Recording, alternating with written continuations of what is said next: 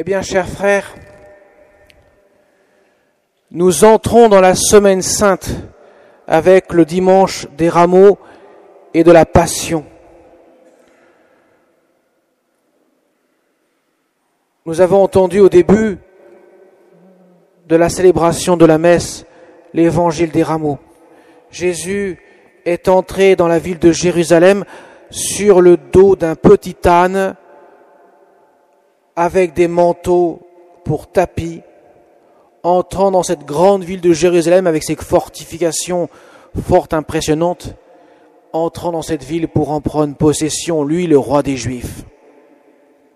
Mes chers amis, il n'entre pas avec un cheval et une armée à ses bottes, il entre humblement sur un petit âne et avec quelques manteaux pour tapis et quelques branchages d'olivier, des rameaux d'olivier pour l'accueillir et l'acclamer comme le nouveau roi, le roi d'Israël, le roi des Juifs, celui qui va devenir le roi du nouvel Israël, le roi de l'univers.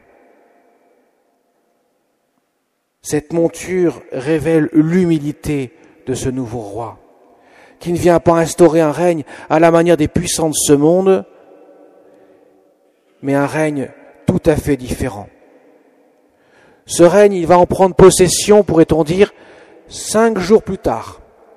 Il va monter sur un trône d'un goût particulier, car le trône du Christ ne sera pas un siège en hauteur bien rembourré avec une bonne mousse à mémoire de forme, mais une croix sur laquelle il sera cloué,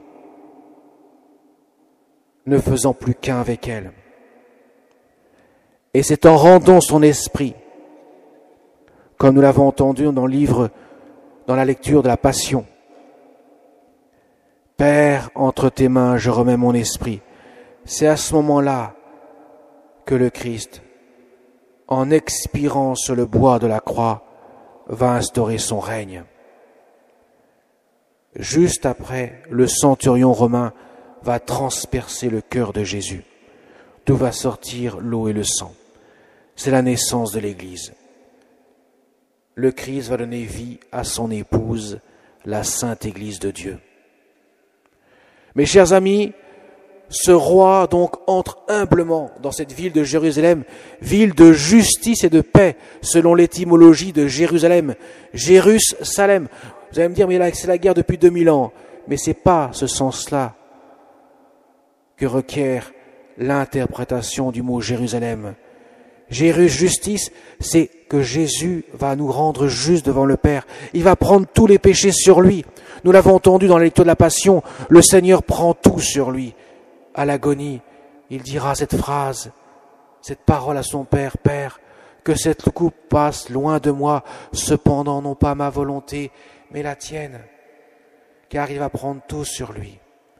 Il sera, comme il dit Jésus, compté parmi les impies. Toute souffrance humaine, tout péché qui conduit inéluctablement à la mort, le Seigneur va le prendre sur lui. Va les prendre sur lui pour les engloutir dans sa mort et ainsi nous rendre justes devant le Père. Et il pourra ainsi établir la paix entre Dieu et l'humanité, car il n'y avait plus la paix depuis le péché originel d'Adam et Ève. L'homme s'était détourné de Dieu. Il avait rompu la paix. Voilà que Jésus va instaurer la paix divine entre Dieu et l'humanité. Il vient instaurer son règne, un règne d'amour, un règne qui n'est pas temporaire et temporel, rien à voir avec les règnes de ce monde, un règne qui n'est pas sur des sujets, sur un territoire donné, mais un règne qui est universel, éternel, qui n'a ni fin et qui n'a ni espace limité, car le règne n'est pas sur des sujets, mais dans des cœurs. On y appartient à ce royaume en ouvrant notre cœur. Jésus ne vient pas avec la force, il vient comme il est entré à Jérusalem, avec l'humilité. Mes amis, mes chers amis, imaginez que votre cœur est la ville de Jérusalem. Aujourd'hui, Jésus veut entrer dans votre cœur pour établir sa demeure d'amour, son règne d'amour. Vous avez des rameaux en vos mains, Ce ne sont pas des gris-gris, des porte-bonheur.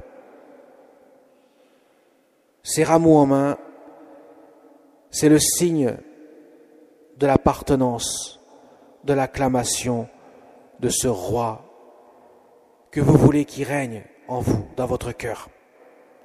Car il règne avec l'amour, et qu'avec l'amour. Ces rameaux que nous avons en main ainsi témoignent que nous voulons que Jésus vienne régner dans notre cœur par son amour. Car il n'a que de l'amour à donner, et vous savez que l'amour, c'est la source de la vie. Voilà pourquoi, lorsqu'il va mourir sur la croix, la mort ne pourra pas le retenir bien longtemps.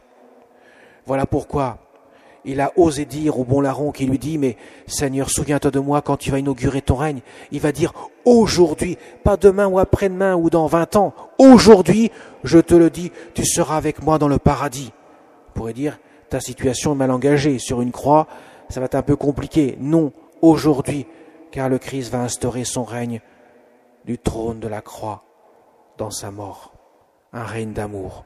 Lui qui est Dieu ne pouvait ainsi être retenu longtemps dans les affres de la mort. Le 3e jour, il va se relever, victorieux sur la mort, victorieux sur le péché. Son règne sera établi, et ce, pour l'éternité. Avant de mourir, et je vais terminer par là, il a dit à sa mère, nous l'avons entendu, « Femme, voici ton fils. » Il donne sa mère. Il donne sa mère à chacun d'entre nous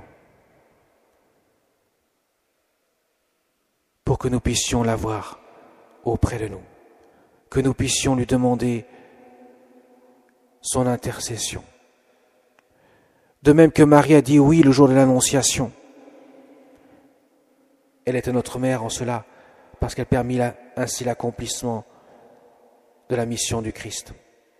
De même, elle dit encore oui aujourd'hui, le jour du vendredi saint, où elle dira oui encore. Elle dira oui parce qu'elle veut accepter d'être la mère de tous les hommes. Ce oui ne sera pas prononcé, mais sera concrétisé lorsque le Christ aura son cœur transpercé par le glaive du centurion romain. À ce moment-là, son cœur de chair sera transpercé par un glaive de douleur, acceptant la mission d'être la mère de tous les hommes. Le oui qu'elle prononça à ce moment-là était un oui intérieur. Elle a dit oui, je veux être la mère de tous. Nous avons donc une mère au ciel qui est tout proche de nous, que nous pouvons prier inlassablement. Nous pouvons demander son aide, son intercession, quand nous sommes devant l'incompréhension de ce qui se passe dans le monde, quand nous souffrons, quand nous sommes confrontés à des tas de difficultés, à des tas d'épreuves, quand nous ne voyons aucun espoir possible. Demandons à la Sainte Vierge Marie de réveiller en nous l'espérance du bonheur éternel pour lequel nous sommes tous faits, car nous avons été créés pour cela. Alors, demandons l'intercession de la Vierge Marie dans notre prière. Ne l'oublions jamais, elle nous conduit à Jésus. Et comme le disait un célèbre saint du Poitou, le Père de Montfort, le plus court chemin pour aller à Dieu, c'est de passer par le cœur de Marie. Car dans le cœur de Marie, nous trouvons le cœur de Jésus. Amen.